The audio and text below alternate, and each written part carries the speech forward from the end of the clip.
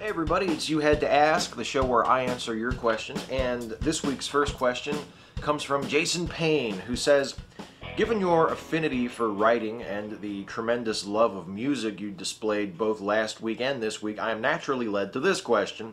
Do you ever write music of your own, be it writing the instrumental portion for any instrument you happen to play or writing lyrics? No. The answer to all of your questions is no. I can't play any instruments, I can't read music, I can't write music. I've never really attempted to write a song or anything like that. I have written poetry from time to time, but I've never written a song. And actually, I consider musical talent, even at a very basic level, to be akin to magic. It's something that has always been sort of beyond me. I took a guitar class in high school. I've dabbled with trying to learn musical instruments here and there, and it just hasn't clicked for me. But Matt Matson, the director of our film company, the founder and director of Neon Reel Entertainment, and a talented and swell guy, can play guitar and sing, and it's cool. It's like someone I know can do that, and I know logically that like millions of people all over the world can do that. It's not that rare of a talent, but it's a talent that virtually completely eludes me. So I always admire it and am sort of in awe of it when I encounter it in others, because I definitely don't got it. Sandman HH67, hey Steve, you said, I think, in a previous vid you don't do drugs and haven't done them. True, or are you pulling a Clinton? Not even a wee experimental puff? Your choice, bro, but why not? That is completely true. I'm not pulling a Clinton, I'm not pulling a I did not inhale type of thing. I have never done drugs other than alcohol. I mean, obviously, I've drank alcohol. I've had a beer on camera several times. But other than alcohol and, just prescribed medication, and over-the-counter stuff used for its proper purpose, I've never done any kind of drugs. I've never smoked a joint. I've never popped pills. I've never done any sort of recreational drug or abused drugs in any way at all. And it's mostly because I've just never wanted to. It's just never interested me. It just doesn't strike me as a sensible thing to do, ever. I try not to be judgmental about it. I mean, I have many friends who are pot smokers, and they're wonderful people. And the fact that they smoke pot does not negatively affect my perception of them or their character at all. It is not like a character issue or a moral issue to me. If you choose to use drugs yourself, that is between you and you, as far as I'm concerned. Yeah, it's just not something that strikes me as something that I want to do. I don't see the reason for it. I don't see the purpose. Why do I want to do that? And most of the reasons that people cite for using drugs, especially for using pot, sometimes you just want to chill out, sometimes you just want to relax, take the edge off. I can get those effects if I need them, which I hardly ever do, but I can get those effects if I need them from a beer, which is completely legal.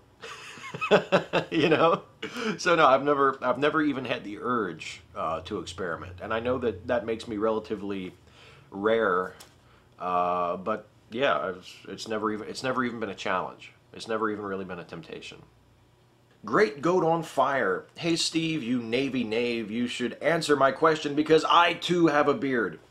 What is your opinion of Kickstarter and other crowdfunding sites? A tool for creativity or a setup for disappointment? Would you ever start a Kickstarter, and if yes, what would you kickstart? If anyone cares, I have backed Shadowrun Returns, Shadowrun Online, Project Eternity, and Interface Zero 2.0. Well, good for you. I think that Kickstarter and crowd fundraising, crowdsourced funding websites are a great thing. Are they a setup for disappointment? Yeah, probably sometimes.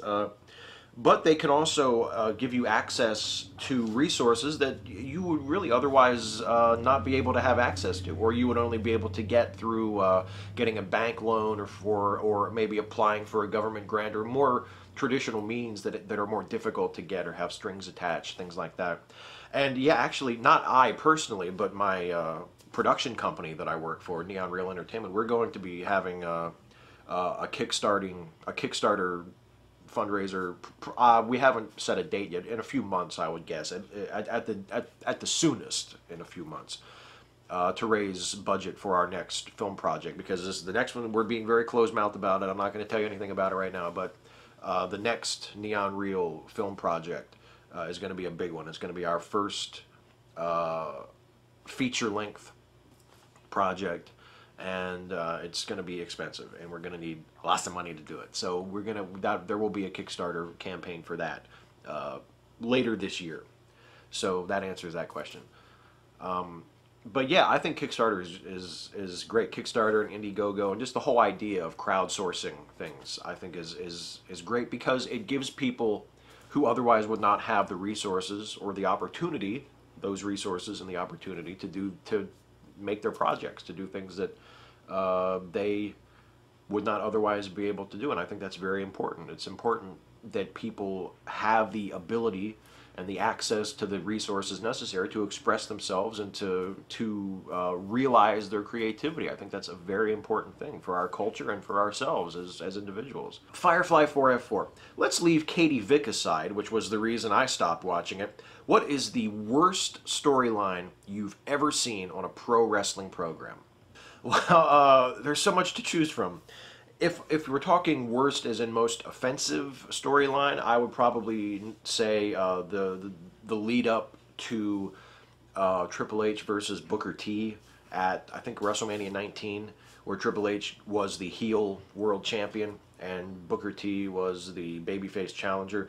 Booker T, of course, is black, Triple H is white, and there were very obvious racial overtones to the storyline, where Triple H would cut promos talking about Booker T needing to know his place, and Triple H was playing a very sort of, his persona at the time was a more privileged character, a more privileged gimmick, not back to the blue blood thing that he was doing early in his career, but more like a Ric Flair type thing. Like, he was a rich, successful, powerful guy, and he was looking down on Booker T, who has a real-life criminal record and wrestled for many years in tag teams and is sort of a journeyman wrestler before he finally broke through and became a main eventer relatively late in his career.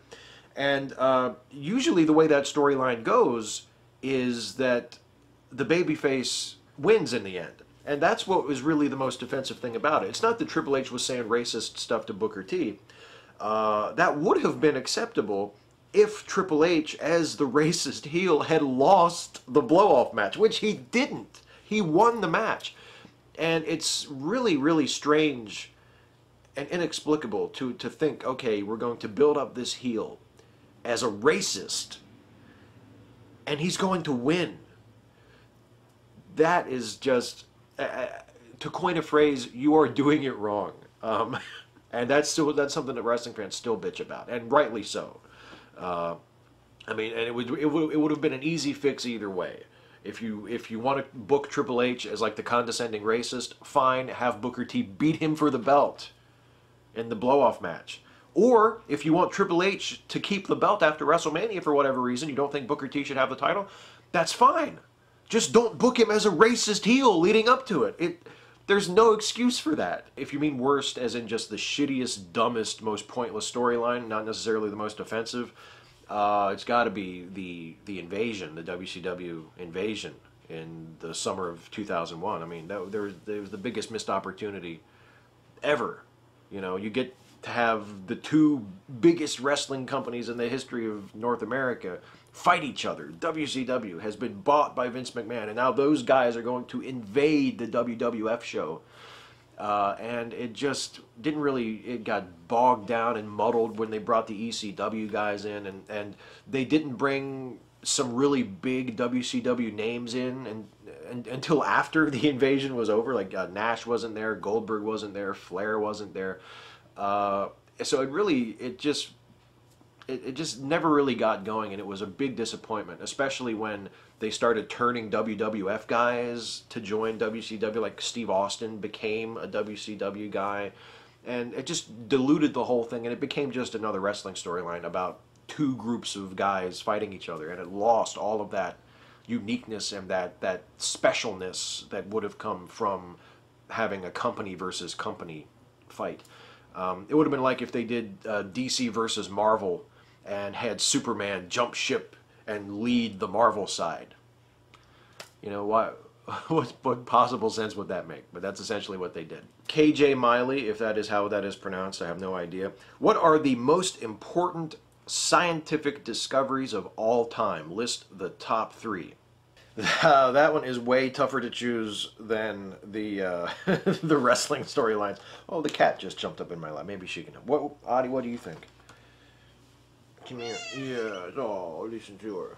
What do you think are the 3 most important scientific discoveries of all time? Hmm? See, I just wanted to sit in your lap, motherfucker. You didn't have to pick me up. Well, I think the observations of Galileo have to be up there. We're going with scientific discoveries and not inventions, I'm assuming, from your question. So I would say Galileo's initial observations, or his observations through his telescope, supported Copernicanism and heliocentrism. I think he was the first to observe the Jovian moons, which in the grand scope of things is relatively minor, but it's a huge deal in terms of the door that it opened. I think he was the first to observe that the Milky Way is actually a collection of stars and not just a hazy streak in the sky. That was a big deal. So that's one. What else? Germ theory, I have to say. The idea that diseases are infections, that they're caused by microorganisms infecting our body and not by imbalanced humors or disturbances in our life force, things like that. I mean, when you think about how important germ theory is and how it gave rise to so much of modern medicine and modern pharmaceuticals, that to me that has to be one of the 3. And then lastly, probably another astronomical one, Hubble observing that the universe was expanding. And Hubble also was the first to observe, and this is, in a way, this is even more mind-blowing than the expansion of the universe. Hubble was the first to establish that the Milky Way was just one of many, many galaxies. I mean, up until then, it was held by most scientists that the Milky Way was it. The Milky Way was the universe. And when Hubble established that there were other galaxies that were external to our galaxy, that gave birth to the modern cosmological model. That's a huge deal. So, and those are the 3 that I can come up with off the top of my head sitting here. If you want to leave a comment and come up with 3 more or 3 that you think are better, I'm sure that that's possible. One thing that science has not been short of in the last 300 or 400 years has been incredibly important scientific discoveries. There are so many to choose from. Those are just the 3 that come to my mind. And I actually cheated a little by counting a bunch as one. You know, I didn't pick a single Galilean observation. I just said all of them. So have at it if you guys have other suggestions. It's a really great question and a really fun conversation. And I notice that the cat does not have an opinion. Do you not care? Do you not care about science? Hey, Adi. Adi. Do you not care about science? Cats. Logical Cake. I know you drink Stella, but what is your opinion on other drinks? Do you have a bourbon or something else you particularly like? Well, I'm kind of out of my Stella phase now. As far as beer, I usually stick with Yuengling these days. And that's really all that I regularly drink as far as alcohol. I don't like bourbon. I don't like whiskey in general. I can't stand the taste. I just can't see. I don't see the point of drinking something that tastes so fucking terrible. I do occasionally have a mixed drink like a gin fizz or a gin and tonic, and for that I usually buy Bombay Sapphire, but that's mostly just because I like the bottle. I mean, I have no palate. I'm not a connoisseur. I don't take it seriously at all. I have no serious informed opinions on what types of drinks. I just know that I mostly, when it comes to drinking alcohol, I almost always drink beer. Or if I'm hanging out with the Neon Reel gang. We'll you know, do a couple Jaeger bombs here and there throughout the evening, but that's about it. David Landon, what do you think of Mythbusters? Do you think the show helps the general public understand and support science? I love Mythbusters, and I think the number one thing to remember about Mythbusters, especially when talking about it in a scientific context, is that it is an entertainment show first and foremost. It is not a science show. It's not like Nova, you know. It's or Newton's Apple. Did you ever watch Newton's Apple when it was on? I used to watch it all the time as a kid. It's Mythbusters. It's an entertainment show. But what I value about it so much, and what I love about it in the scientific context, is that it is a show that, for all of its flashiness and for all of its silliness and for all of the appeal of just watching people build crazy contraptions, which I think is really the main point of the show and the main appeal of the show, it is interested in finding out what is actually true. You know, when they first confront a myth and they say, okay, you know, so and so says that he built a hovercraft from materials that you can buy over the internet, or so and so says that you can build a perpetual motion machine from these materials. Their number one concern is this possible? Can we do this? Is this real? And that attitude is very, very refreshing, especially from reality TV. Not just reality TV, but, you know, documentary TV, science documentaries, or what purport to be science documentaries or historical documentaries that don't really look at things very critically, like Ancient Aliens, which to my mind is obvious horseshit. Like the first time you watch it, you can just tell. It just doesn't have a ring of truth to it. You know, you can see how dishonestly presented it is. You can see how manipulated and distorted it is. And it's because the show sees a larger audience in presenting it that way than in saying, okay, thanks, Adi, than in saying, okay, let's see if these ancient alien claims actually have some legitimacy to them, and let's really rigorously examine them and test them. And the fact that Mythbusters are even willing to have that attitude about the myths that they are testing is refreshing and very, very important. Xander's Meteor, hopefully this makes the cutoff. Three-parter. What did you think of the movie My Dinner with Andre? Which character would you want to play, Andre or Wally? And what do you think about rewatching movies? As in, do you enjoy a movie for what it is, but move on since there is so much out there to watch and not waste time on rewatching? Well, I have to admit, much to my embarrassment, I have not yet seen My Dinner with Andre. It has been on my to-watch list for years, and I have not yet gotten around to seeing it, but I do want to see it. And now that you've asked, maybe I'll finally actually make time to watch it. So I can't answer the first two questions, but the third question is interesting because, yeah, I do find great value in rewatching movies. There are some movies I have that I have watched dozens of times, and I still enjoy them every time I watch them. And in fact, what's amazing is no matter how many times you've seen a movie, you can still find things that you didn't notice before. As many times as I've watched 2001: A Space Odyssey, I can still watch it again and notice things that I never noticed before. Or Sherlock Jr., my all-time favorite movie, which is only 45 minutes long. You'd think I would have gotten everything by now, but I can still watch it and notice things I haven't seen before.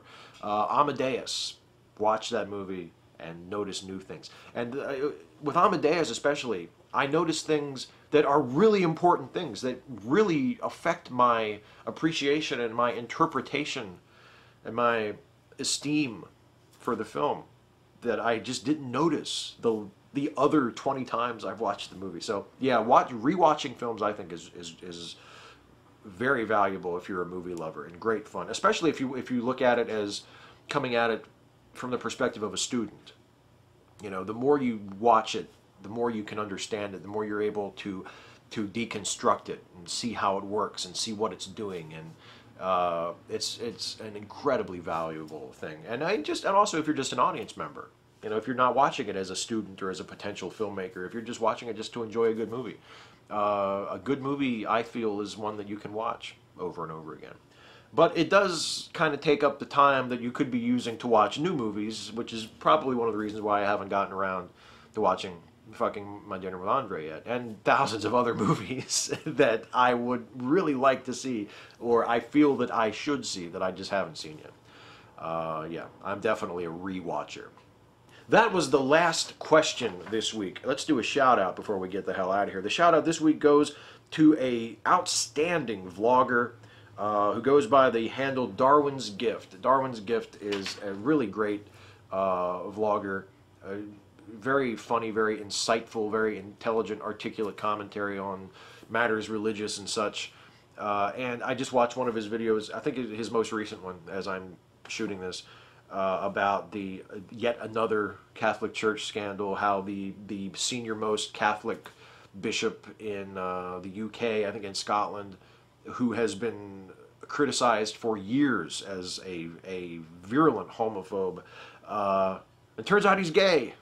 Isn't that hilarious? Ha ha.